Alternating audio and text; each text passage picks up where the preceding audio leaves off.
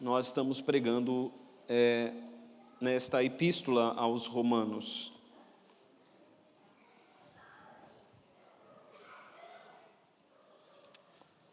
Romanos capítulo 7, nós vamos ler do verso 1 até o verso de número 6. Onde Paulo nos traz aqui a analogia do nosso casamento com a lei. E agora do nosso casamento com Cristo. Antes nós estávamos casados com a lei, mas agora nós estamos com Cristo. Quando Paulo traz a analogia, não é muito fácil compreender as coisas que Paulo fala. É preciso uma certa meditação para compreendermos aquilo que Paulo fala. Mas o tema da nossa mensagem hoje, meus irmãos, antes de nós lermos o texto, é servindo em novidade de espírito e não na caducidade da letra. Amém, igreja? Então grave isso, né? Servindo em novidade de espírito e não na caducidade da letra. Vamos ler ali Romanos capítulo 7, você pode acompanhar na sua Bíblia ou pode acompanhar também aí no Data Show. Porventura ignorais, irmãos, pois falo aos que conhecem a lei, que a lei tem domínio sobre o homem toda a sua vida? Ora, a mulher casada está ligada pela lei ao marido, enquanto ele viver. Mas se o mesmo morrer, desobrigada ficará da lei conjugal. De sorte que será considerada adúltera se, vivendo ainda o marido, unir-se a outro homem. Porém, se morrer o marido, estará livre da lei e não será adúltera se contrair novas núpcias. Assim, meus irmãos, vós também, ou também vós, morrestes relativamente à lei, por meio do corpo de Cristo, para pertencerdes a outro, a saber, aquele que ressuscitou dentre os mortos, a fim de que frutifiquemos para Deus. Porque quando vivíamos segundo a carne, as paixões pecaminosas postas em realce pela lei operavam em nossos membros, a fim de frutificarem para a morte. Agora, porém, libertados pela lei, ou libertados da lei, estamos mortos para aquilo a que estávamos sujeitos, de modo que servimos em novidade de espírito e não na caducidade da letra. Vamos orar, meus irmãos. Senhor nosso Deus, estamos diante da Tua palavra. Aqui, ó Pai, o apóstolo Paulo nos fala coisas espirituais, realidades espirituais profundas. E nós pedimos, ó Deus, dá ao Teu povo compreensão das Escrituras. Eu peço, Senhor, dá-me graça e capacidade para trazer essa mensagem. E oro, Senhor, pelos meus irmãos, para que eles compreendam tudo que vamos dizer aqui nessa noite, que não haja nenhuma confusão. Nós colocamos diante de Ti, ó Pai, assim a nossa oração que fazemos em nome de Jesus. Amém. Meus irmãos, servindo em novidade de espírito e não na caducidade da letra. O contexto, meus irmãos, o contexto aqui é o contexto do tema da justificação. O apóstolo Paulo vem falando sobre justificação desde o início dessa epístola. E o que é justificação? Justificação é um ato do tribunal de Deus. Diante do tribunal de Deus, ou seremos condenados, ou seremos justificados. E por causa da morte de Cristo, todo aquele que crê em Jesus, todo aquele que está unido a Cristo, é pelo tribunal de Deus considerado justo. Amém, igreja? Então, perante o tribunal de Cristo, nós fomos justificados. Nós sabemos que nós somos culpados. Somos pecadores. Mas Deus imputou sobre Cristo os nossos pecados. Ele pagou o preço da nossa condenação. Ou seja, a penalidade já foi paga por Cristo. Toda a penalidade. E o apóstolo Paulo, então, depois de explicar o que é justificação, Paulo faz isso nos primeiros capítulos. A partir do capítulo 5, Paulo vem falando sobre os efeitos práticos da justificação, ou seja, se eu fui justificado, se nós fomos justificados, que aplicação prática isso tem para as nossas vidas? No capítulo 5, logo no verso de número 1, Paulo diz: justificados, pois, mediante a fé, temos paz com Deus. Amém, igreja? A nossa relação com Deus era uma relação, vamos dizer assim, onde nós sentíamos medo, porque tínhamos medo da condenação, mas Cristo, Ele nos trouxe a justificação, e agora nós temos paz com Deus.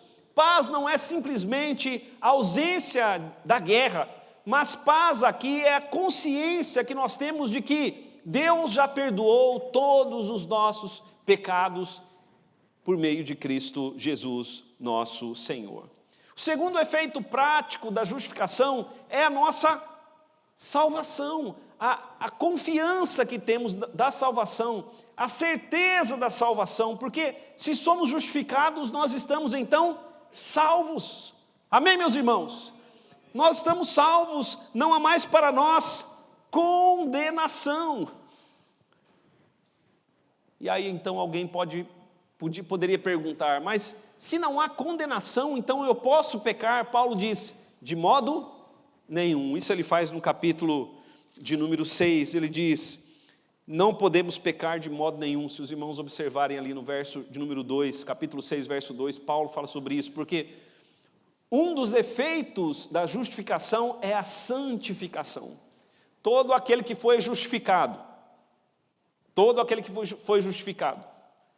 ele tem paz com Deus, ele tem segurança da salvação, e ele tem também uma vida de santificação. É isso que o apóstolo Paulo nos mostra até o capítulo de número 6. E aí então, meus irmãos, um outro efeito prático da justificação é o que Paulo nos mostra aqui no capítulo de número 7. É uma nova maneira de servir a Deus. Uma vez que fomos justificados, nós servimos a Deus, não na caducidade da letra, mas em novidade de espírito. É isso que Paulo nos mostra aqui no capítulo de número 7, logo no capítulo de número 7. Se você tem paz com Deus, se você tem segurança da sua salvação, Deus te deu a graça da santificação. Agora, meus irmãos, há uma nova maneira de servir a Deus. Veja que há duas maneiras de servir a Deus: a caducidade da letra e em novidade de espírito. O povo do Novo Testamento deve servir a Deus em novidade de espírito, e não mais na caducidade da letra. Queridos irmãos, isso é uma realidade espiritual tão profunda, que quando nós entendemos isso, muda a nossa maneira de servir. E servir, a palavra que aparece aí no Novo Testamento como servir, é a mesma palavra que aponta para a adoração, para o culto, para tudo que nos leva à obediência e ao relacionamento íntimo e profundo com Deus. Paulo está trazendo para a igreja a intenção de uma nova mentalidade. Por quê? Porque tem muitos crentes que procuram servir a Deus na caducidade da letra. E Paulo diz, olha, passou o tempo de servir na caducidade da letra. Chegou o tempo de servir em novidade de espírito. Vamos entender, meus irmãos, essas duas maneiras de servirmos a Deus. Mas antes eu gostaria que nós dessemos mais uma olhada para o texto. Eu quero explicar o texto e depois eu tenho só 2 pontos para trabalhar com os irmãos, servindo na caducidade do Espírito e servindo na caducidade da letra. Olhe para o texto, meus irmãos. Paulo nos diz aqui coisas, realidades espirituais profundas. Versículo 1, temos escrito: porventura ignorais, irmãos, falo aos que conhecem a lei, que a lei tem domínio sobre o homem toda a sua vida. O que Paulo está dizendo aqui é o seguinte: enquanto nós vivermos, a lei tem domínio sobre nós, a lei tem domínio sobre o homem durante toda a sua vida. Esta lei, que é a lei moral, da qual nós falamos hoje na escola dominical, os 10 mandamentos, podemos dizer assim, esta lei, nós estamos obrigados a ela, nós estamos ligados a ela, essa lei Deus colocou em nossos corações. E a lei, meus irmãos, a lei é boa, ela é perfeita, ela é santa, a lei nos mostra o que Deus requer, ela nos mostra aquilo que agrada a Deus. Aí Paulo então traz a analogia do casamento, veja a partir do verso de número 2, ele diz: ora, a mulher casada está ligada pela lei ao marido. Isso aí todo mundo sabe, casou, pela lei você está ligado, né? Está ligado. A mulher casada está ligada pela lei ao marido, mas somente enquanto ele vive. Se o maridão morrer, a mulher está desobrigada da lei conjugal, ela está livre para se casar com outro homem. Verso de número 3, de sorte que será considerada adúltera, se vivendo ainda o marido unir-se a outro homem. Porém, se o marido morrer, estará livre da lei e não será adúltera se contrair novas núpcias. Agora imaginem, meus irmãos, esta mulher que está casada com a lei. A lei, ela é perfeita, mas a mulher é imperfeita. A lei não falha, mas a mulher, ela é uma mulher que falha. É uma mulher muito falha. E nós sabemos o que acontece quando se falha com a lei. A lei, ela é rígida, ela cobra. É aquele maridão perfeito, que exige perfeição. Mas essa mulher é uma mulher que falha. Ela falha. Ela é imperfeita na criação dos filhos, ela é imperfeita na relação com o marido, ela é imperfeita na relação com os vizinhos, ela é uma mulher que peca no seu coração. Então ela está sempre sendo cobrada. E sempre que ela olha, o marido está diante dela, a lei. E a única maneira de se livrar do marido é a morte do marido. Que solução, meus irmãos, Deus dará para isso? Deus, Ele não mata o marido, mas Deus mata a mulher. Veja o que o apóstolo Paulo diz no versículo de número 4, ele diz assim: assim, meus irmãos, também vós morrestes relativamente à lei. Não é a lei que morre, mas é a mulher que morre. Assim, meus irmãos, vós também morrestes relativamente à lei, por meio do corpo de Cristo, para pertencerdes a outro, a fim de que, aquele que ressuscitou dentre os mortos, a fim de que frutifiquemos para Deus. Se a mulher morrer, ela também estará desobrigada. O que Paulo está dizendo aqui é o seguinte: uma vez que Cristo morreu na cruz, por meio do corpo de Cristo, nós também morremos com Ele. E assim como Ele ressuscitou dentre os mortos, nós também ressuscitamos com Ele. Não é, meus irmãos, algo muito fácil de entender, mas também não é difícil. Nós estamos unidos a Cristo. Unidos a Cristo na sua morte, unidos a Cristo na sua ressurreição. Amém, igreja? E uma vez que estamos unidos a Cristo, nós não estamos mais unidos à lei. Verso de número 5. Porque quando vivíamos segundo a carne, as paixões pecaminosas postas em realce pela lei, operavam em nossos membros, a fim de frutificarem para a morte. Mas agora, libertados da lei, olha as expressões fortes que Paulo usa. Libertados da lei, porque estamos mortos, veja ali o verso de número 6. Estamos mortos para aquilo a que estávamos sujeitos, de modo que servimos em novidade de espírito e não na caducidade da letra. Preciso, meus irmãos, explicar melhor, eu sei que eu preciso explicar melhor, então vamos entender essas duas maneiras de servir a Deus. A primeira, servindo na caducidade da letra, e a outra, servindo em novidade de espírito. Então, meus irmãos, servindo na caducidade da letra, o que Paulo está dizendo? Nós precisamos entender todo o contexto de Romanos, que os irmãos já conhecem, em parte eu expus aqui na introdução. Paulo está falando daquelas pessoas que esperam se salvar pela lei. Aqueles que esperam ser salvos pela lei, eles estão servindo na caducidade da letra.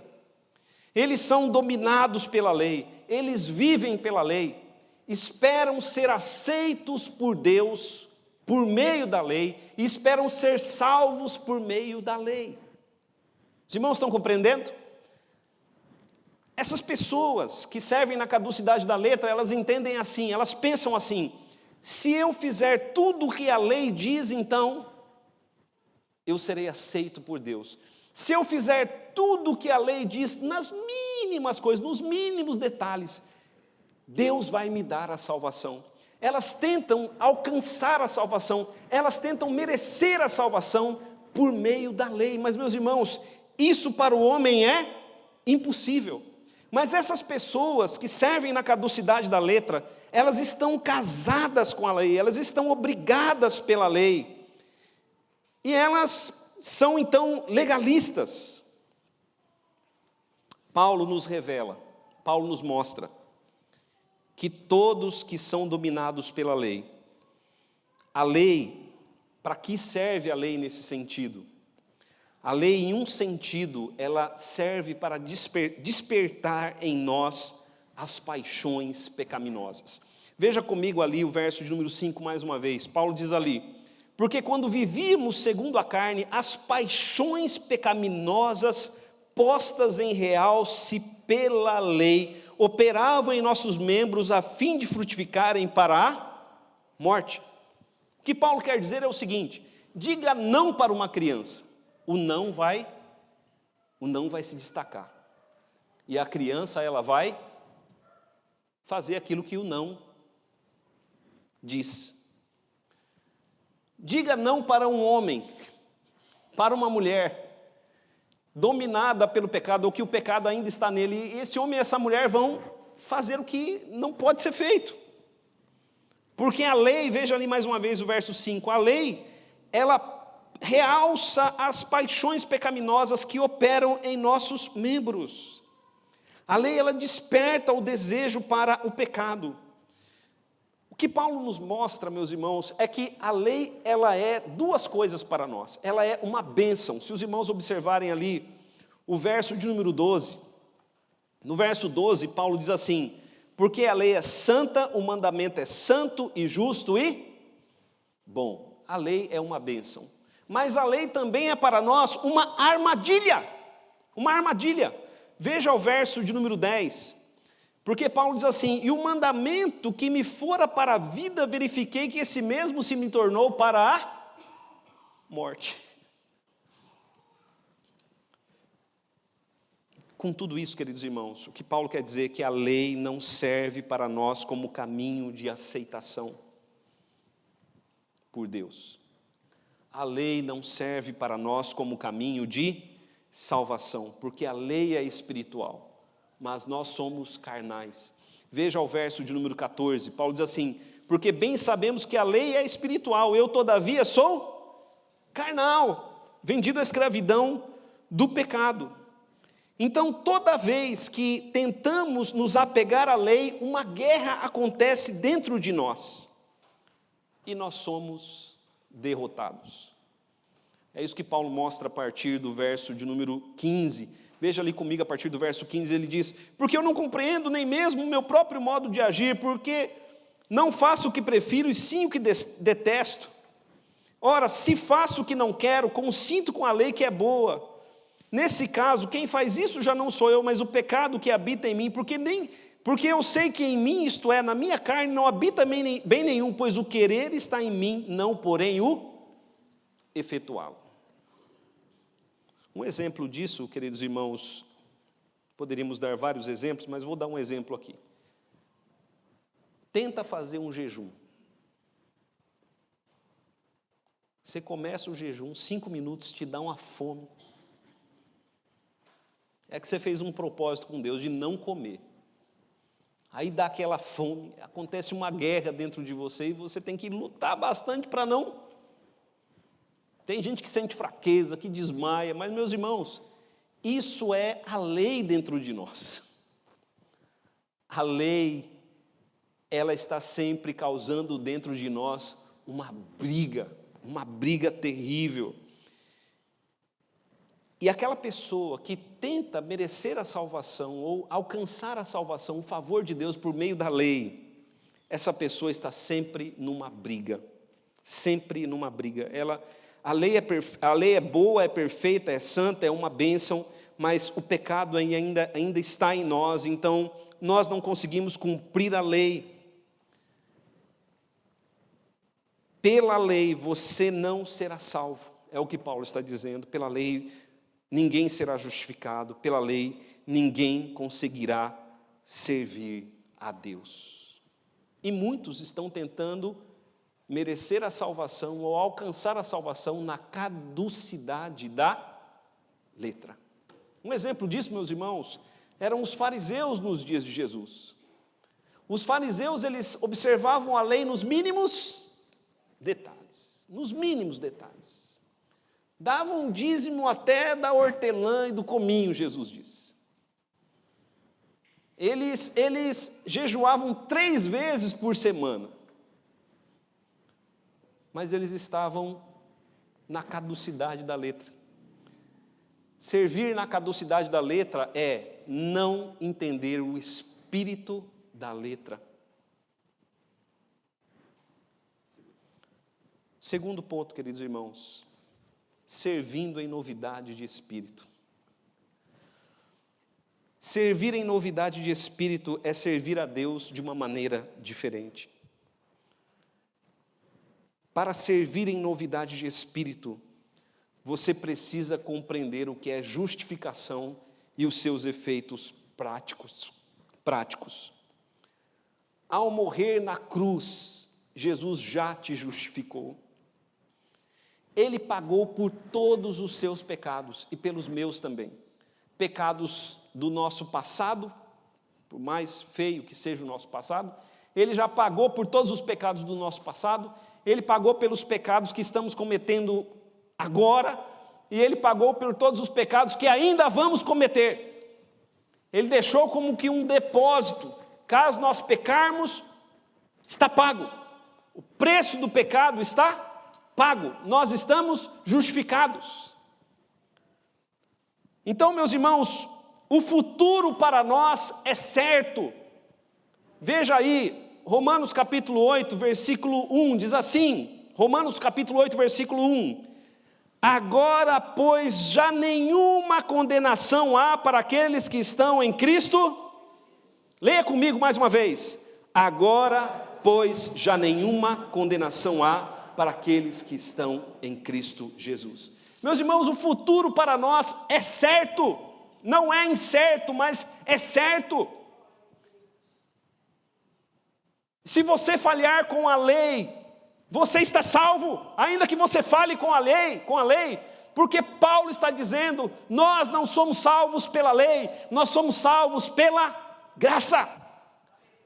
Se os irmãos observarem comigo ali o capítulo de número 6, o versículo de número 14, Paulo diz, o pecado não terá domínio sobre vós, não estáis debaixo da lei, sim da graça. Amém, igreja? A lei não tem mais domínio sobre nós. Nós estamos agora sob o domínio da graça. É um novo tempo. Já não há condenação para nós. Nós somos aceitos por Deus. Eu sou aceito por Deus, você é aceita por Deus. Nós somos aceitos não por nossa perfeição. Não é porque não falhamos, não é porque falhamos ou não falhamos. Nós somos aceitos porque estamos em Cristo. Somos aceitos por causa de Cristo, do sacrifício de Cristo. Não é o que eu faço, mas é o que Ele fez por mim. Meus irmãos, se é assim, então a lei tem outro peso para nós. A lei tem um peso totalmente diferente. A lei antes, ela servia para condenar. Mas agora ela não serve mais para condenar. A lei é como uma espada que perdeu o fio, que perdeu o poder de cortar. Isso, meus irmãos, é maravilhoso. Isso é maravilhoso. A lei é como um marido que morreu para nós. E nós somos como uma mulher que morreu para o nosso marido antigo, que era a lei. O que Paulo quer dizer, queridos irmãos, é que aquele que serve na caducidade da letra, ele serve com medo. Ele serve com medo, porque aquele que serve a Deus na caducidade da letra, ele vê Deus como um pai com uma vara na mão.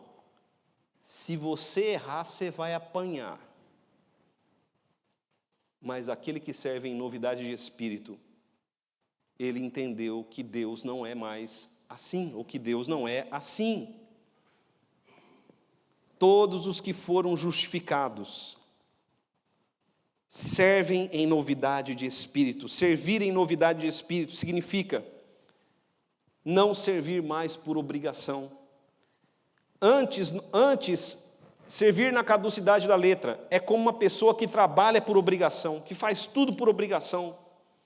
Mas servir em novidade de espírito é servir movido pelo Espírito Santo.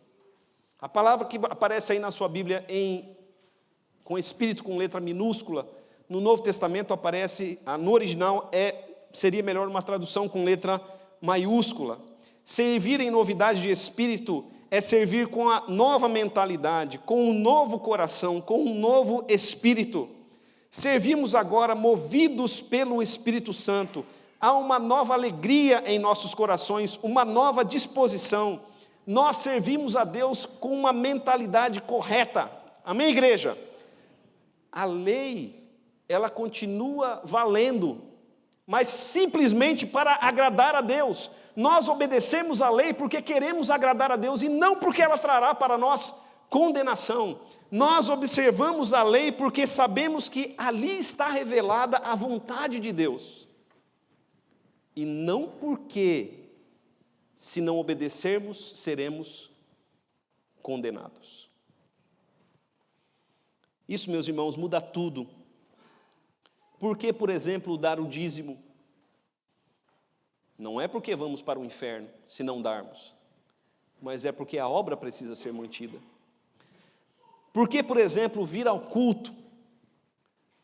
Não é porque se eu não for ao culto, serei condenado. Não, mas eu vou ao culto, porque alegrei-me quando me disseram, vamos à casa do Senhor. Não servimos na caducidade de espírito, na caducidade da letra, mas em novidade de espírito. Não fazemos mais nada por medo da condenação, e sim movidos por uma nova vida, por uma nova mentalidade.